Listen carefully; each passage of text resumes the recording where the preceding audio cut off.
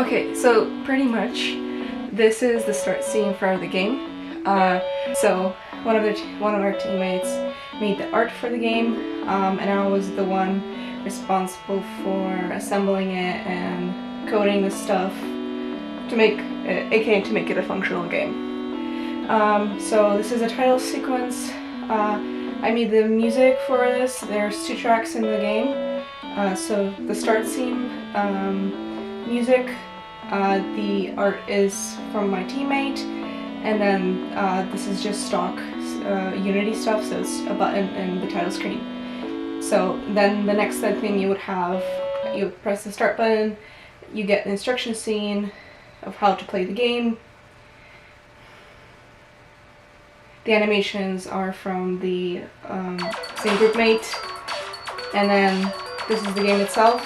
In this case, right now it's on WASD instead of the custom controllers that we have on the installation itself. Pretty much, this is all it is. The one thing is that it's right now in free aspect instead of the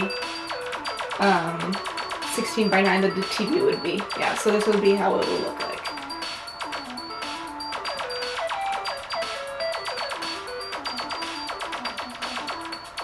Yeah. So that would be sound effect. So all the there's sound effects for hitting an obstacle, for trash, and for hitting a star. The pop-up has a timer, 10-second timer, showing the history of timeline of all the evolution and propulsion that humanity has made. AKA how we made different ideas of how to move, per se. That isn't walking or running. So like sailing, the steam engine, yeah, so everything artificially created by mankind for propulsion, for the use of propulsion.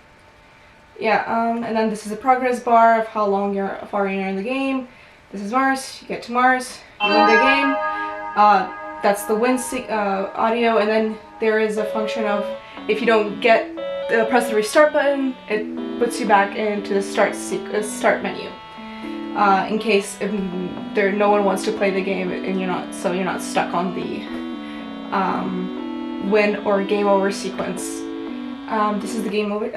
Just let you see the game sequence, a game over sequence.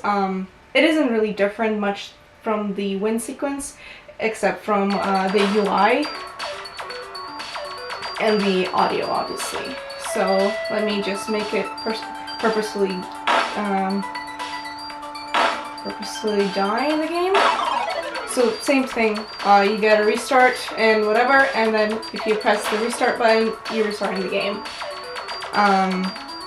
Yeah, and this is the audio that I made for the game as well. I mentioned this already. So yeah, restart in 5 seconds. If you don't press the restart button, it puts you back into start menu. Yeah. A small detail is that I made all the start menu, instruction scene in the game, which is the sample scene here. They're all separate scenes, so that's how I switched between them. But in general, and what I wanted to add on to the information is that all the art is made by my teammate, except for the sun. I had to make that pretty quickly, so I had something to work out how the animation works in Unity. But the unfortunate thing that happened is that because we used Raspberry Pi, it did not really like the overwhelming amount of animations we added, so we had to cut back. And the ones we left on something like the sun, it got turned, as you can see here, it's pretty detailed. Like all the flowing stuff of like a sun would have. The Raspberry Pi just turned it into a yellow blob. The animation played, but it's just one color instead of all the different colors we had. So yeah, we had to cut back on certain things that would make a standard game, I guess.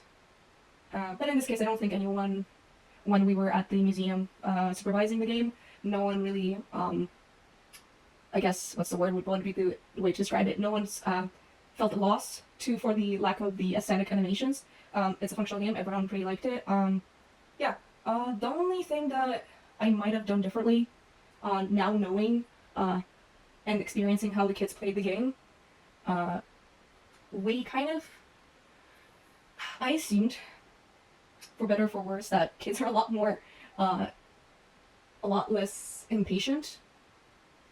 And when the pop-ups would, and I made the pop-ups 10 seconds because of the length of the later pop-ups of the text is, there's more text. So I just thought, like, okay, I can read it comfortably in 10 seconds. So approximately, like, 10 seconds should be enough. Even if you don't want to read it, you'll be patient enough to wait it out. Because I didn't want to, like, add more complexity to how we made the button function in the exhibition. And yeah, so, yeah, that was the one thing. Yeah, kids got pretty impatient pretty fast with the pop-ups.